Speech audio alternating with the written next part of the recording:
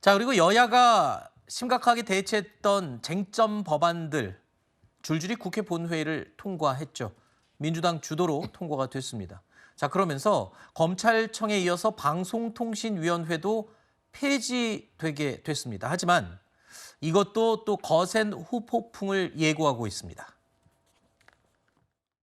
이번 법안은 저는 치즈 법령 또 표적 법령이라고 정의합니다. 왜 치즈 법령입니까? 너무나 구멍, 허점이 많습니다.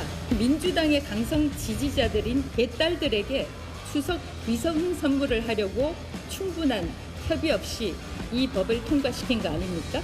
헌법 소원 또 가처분 할 수 있는 모든 법적인 절차를 통해서 역시 빵과 치즈를 좋아하는 방송통신위원장답습니다. 와인도 드시면 좋겠습니다. 정말 무식하고 무지하고 무책임하고 무능한 윤석열 정권에서 임명받은 위원장의 적반하장 태도다는 거고요. 대통령을 공격하면 언론에서 제목 뽑아주고 제목 장사에 또 장사하기 위한 수단으로 삼고 있다라고 봅니다.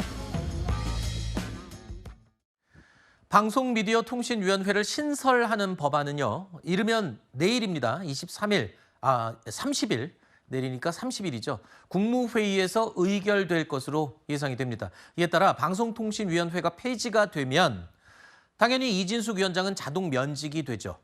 하지만 이진숙 위원장은 헌법 소원과 가처분 신청을 하겠다라고 예고를 하고 있습니다. 자, 그러니까 끝까지 항전 의지를 밝힌 건데 과연 이게 헌법재판소에서 받아들여질지도 의문입니다. 현실적으로 가능성이 좀 있습니까? 글쎄요. 제가 뭐 법조인이 아니기 때문에 이게 위헌적인 요소가 얼만큼 있다라고 단언할 수는 없습니다만, 그러나 상식적인 선에서 법은 최소한의 상식이다라는 말이 있으니까요.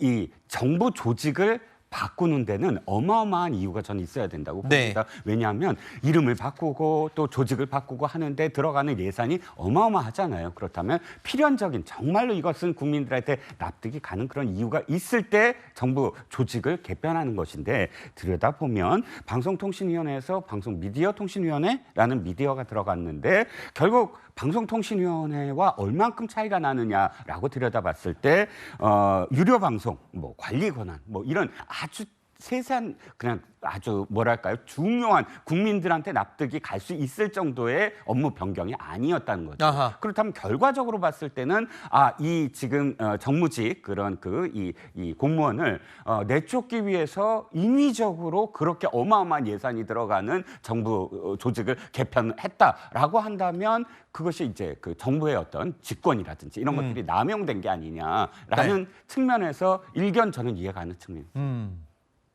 일단 새 정부 조직법이 공포가 된다면요. 다른 조직들도 폐지가 되거나 축소가 되는 곳들이 있죠. 자, 이렇게 되면 헌법 소원 등 위헌 소송이 아마 잇따르지 않겠냐. 특히 검찰청이 대표적으로 폐지가 되는데 78년 만에 퇴직 검사 모임이죠. 검찰 동호회를 비롯해서 역대 검찰총장 그리고 법무부 장관들이요. 전 장관들이죠. 위헌 소송을 예고하고 있습니다. 헌법재판소의 결정에 따라 거센 후폭풍이 예상이 됩니다. 이게 뭐 일괄적으로 뭐 인정되거나 또 기각이 되거나 뭐 이러진 않을 것 같아요. 어떤 거는 되고 뭐 이렇게 되면 굉장히 혼란스러울 것 같아요. 그런데 법리적으로는 좀 네. 차별된 부분이 있는데요. 지금 방송통신미디어법 같은 경우에는 그 부칙 조항의 직접적인 당사자가 이진숙 위원장인 거예요. 그렇기 때문에 본인은 직접성과 현재성이라는 요건이 있어야 됩니다. 아무나 헌법 소원하면 이 법은 내가 봤을 때 위헌이니까 한번 헌법재판소가 판단해 주십시오. 대단히 난립할 거거든요. 그래서 네. 직접 당사자만 당사자성을 갖고 이제 헌법 소원을 할 수 있는 건데, 이진숙 위원장과 달리 전직 검찰총장과 법무부 장관들은 그냥 전직 검사일 뿐이에요. 현직 네. 검사도 아니고 지금은 그냥 변호사, 법조인 이 지위에만 있기 때문에 이 부분으로 인해서 검찰청이 없어지게 되면 내가 직접적으로 문제가 생길 수 있고 내 기본권에 침해가 있다라는 주장을 헌법재판소가 받아들여주기가 상당히 어렵습니다. 그러니까 전직은 안 되나요? 예, 자격의 첫 번째 그 허들을 넘지 못해서 각하 네. 가능성이 상당히 높다는 게 법조계의 일반적인 시각인 것 같습니다. 어허.